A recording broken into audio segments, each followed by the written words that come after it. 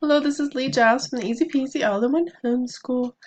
I want to walk you through our reading curriculum in this video.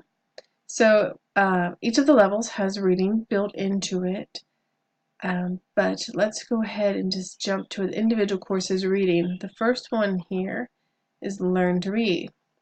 Now this is the reading found in Getting Ready 1 and Getting Ready 2. And it's our Learn to Read course. So we separated it out because the preschool and kindergarten pages also have, like, counting to 20 and shapes and colors and things. So if you have an older child who is still working on learning to read, here's a page for them where they can do that without the little kids stuff in there to make them feel like they're behind. By the time you're finished Learn to Read, you're basically reading at a third grade level. They'll be reading novels by the time they're done this. So please don't feel like they're behind. I had, kids reading novels when they were 5, and then I had a couple that I strongly suspect are dyslexic, but didn't get to that point until they were 8. My 10-year-old, he loves reading now, and he reads for fun all the time, but it took us an extra few years to get to that point. So our reading curriculum starts with sight words. Now, you can start this with, even a 4-year-old.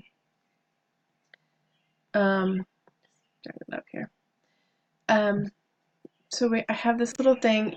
This will work on your cell phone even. You can practice your words anywhere. This is May 2018. I'm trying to get this turned into an official app that you could download and use offline. I haven't figured that all out yet.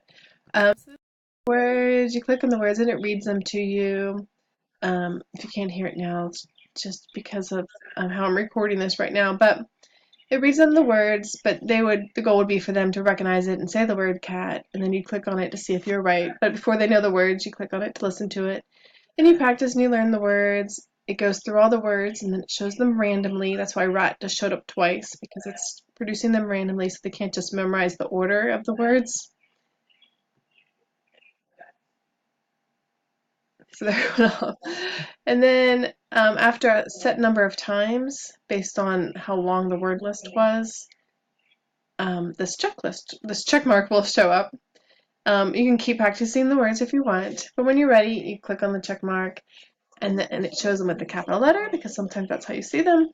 And I just talk through each word. I explain what the word means. I'll use the word in a sentence, things like that, just to make sure they're understanding and have the right word in mind.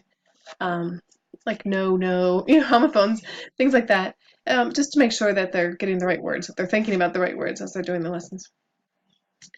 So back to their lessons. The app version of this, by the way, has all the lessons built in. Like from here, they could click on a thing to read their story that's associated with those words.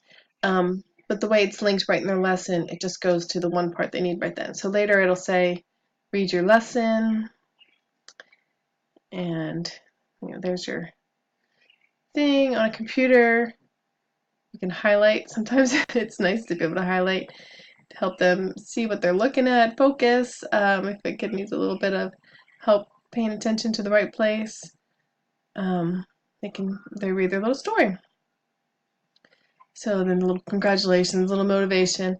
So that's the beginning of the Learn to Read program. If your child's not getting the sight words, maybe they're 5 and they're still not really getting the sight words. That's what happened with my boys that I haven't been able to get them evaluated yet. The school district's giving me a hard time, but I strongly suspect they are dyslexic. My one son will literally start sounding out a word from the last letter. He doesn't necessarily start saying out a word starting with the first letter. I have him drag his finger across the word left to right to help him focus on what sounds go in the sounds, the order of the sounds to put them together. Phonics are easier for some kids. In the case of dyslexia, that will be easier. But I'm not a reading expert. There could be plenty of other reasons. So that's not what I wanted to show you.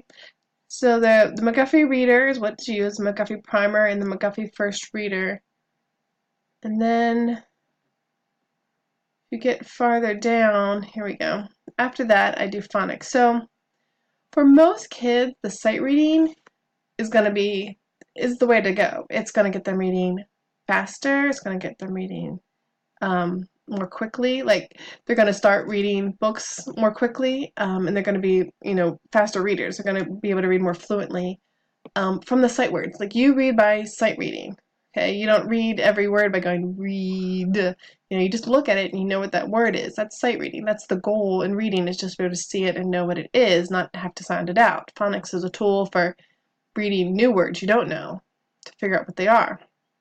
So I teach them that sight reading first, and so about that point, they already can read like the Dr. Seuss books, Green Eggs and Ham. They can read stuff like that already by the time they get to the phonics. The way this curriculum is set up. But you might have a kid who's not getting the sight words, and you want to jump down and just use the phonics first, and then go back to the sight words. They do need. English is a messed up language, and they do need sight words. They need to learn just to see words and know what they are. But the phonics will help them get started with that. Anyway, so these are phonics lessons. They are on PDFs. It starts with just putting two sounds together, then it goes to 3 letters and then 4 letters. And it just builds through that. Very, step by step, practicing different things. And you can also use this if you have a kid struggling with spelling. Again, with my dyslexic boys, I have them, work on using these phonics lessons for spelling. Look at the words and then look at your notebook and try and write the words, and then go read them, read what you wrote, and see if it makes sense, see if it looks right, and then go back and check. Things like that. So that's what the phonics lessons look like. They, just goes through all the different things. Okay, so that's the beginning of our reading curriculum. It starts Getting Ready 1. I'll do another video talking about those in particular. This is Getting Ready 1 is learning the alphabet. The McGuffey Primers. The McGuffey Primer. It's its own little separate section with beginning sight reading. Getting Ready 2 does the McGuffey First Reader and the phonics lessons. And then we move into first. Let me go back to our reading down the sidebar, all the different things. So the next one is reading 1. So I'll click on that. So our reading, first, learn to read through 1st through 7th level, I'll have the reading course in book form. So this will have everything on this page, including all the readings. So it has the lesson directions, the lesson questions and answers, any comprehension questions, vocabulary, things like that. It's all included in the book. But then this, like, chapter 1 is also included in the book. So in our reading curriculum, just like everything else, everything's found online. You don't need to buy any books. So they click on chapter 1, and chapter 1's right there. So you always know just what to read. They're not going to go on to the read a bunch of extra pages unless they want to. So you can go here to the chapter list and move on to the next chapter if they want to keep reading.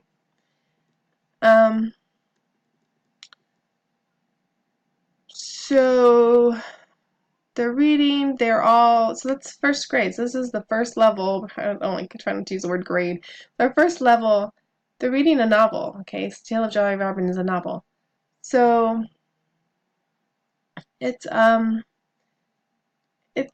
more advanced. I push the reading in. People wonder why I don't do very much of anything else in kindergarten, in the preschool kindergarten levels. There's a little bit of math. There's like more math readiness than actual math. I push reading because I find reading to be the basis of all other learning in the academic world. That's how things are set up. I know learning takes place anytime, anywhere, but I wanted my kids to be able to work independently. So to be able to get on here and read these directions, first grader to get on here and read these directions by themselves, to be able to work independently, they have to be reading really well. So that was like really my intention, was just to get them ready to, be independent learners. And if you can read, then you can, look up anything and read about it and learn. So that's just really the basis of trying to get them independent, to be independent doing their schoolwork. So we focus on reading. So in the reading, every day there's some sort of reading assignment. Sometimes maybe there's some days that's just vocabulary. Maybe one day that's write a book report or something. But there's almost every single day for the whole school year, 180 days. They'll have something to read. So, there's different things. Tell what happened in the chapter. Scroll down here.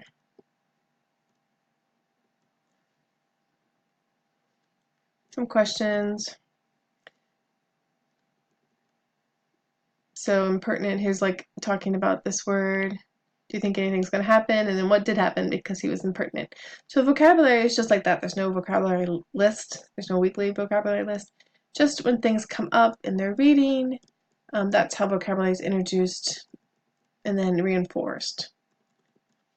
So, asking a question here for comprehension. And then otherwise, it's just, like a narration. Tell what happened. Make sure they're getting it. So here's another vocabulary thing, the word inquire, and so on. So I'll just pick something. So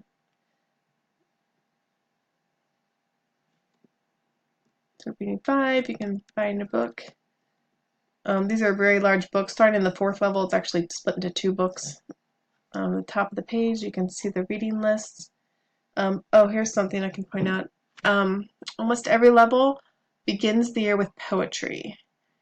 Why? Because I think it's important not to skip poetry, but also I don't like poetry. I don't understand it. So I think it's hard, so I like to put it at the beginning of the year and get it over with. So, push through the poetry if that's not your thing, and it will pass. So it's not like some super focus on having poetry all year. It's just in the beginning of the year. That's how I start. So lots of poems here. It's for about the first month, so about 20 days. They're doing poetry. So here's a hymn. And some explanation and, helping them walk through, what it means. And they'll be writing poetry. If you match this reading up with the language arts for the same level, these things will match up. So if they're reading about, mood or something, when they read about this poem, maybe they're going to have to write a poem with mood, what words would create a certain mood. They would work on that for their writing that day. Or if it's, talking about, stanzas or the rhyme scheme of a certain poem and reading, well, maybe in language arts, they'll have to write a poem using that same rhyme scheme or something like that. You don't have to match them up. When I originally wrote the lessons, it was just called English, and the reading and language arts, it was all just one lesson. It was all put together. And then because our reading many people considered it advanced for where their kids were at coming into it, I ended up separating them so you could choose a more precise level for your kids for each subject. So again, there's different things they're learning, not anthropomorphism. So that's not a vocabulary word. That has something to do with reading, understanding the literature. So there's vocabulary that's built in, based on their readings. So here's things we're going to practice: being involved in a reading, making predictions, reflect after you've read. So some reading strategy introduced there.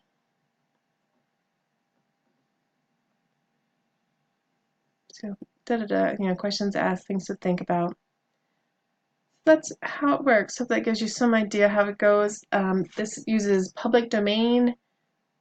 Because it's all free online, it uses only public domain works, which means I use classic literature. It's all public domain. So this was the thing we were just looking at was Little Men by Louise May Alcott. So it's all classic literature. So it's I think really quality literature. You may think that's like hard for your kids to understand, but they started with classic literature from the very first day of preschool.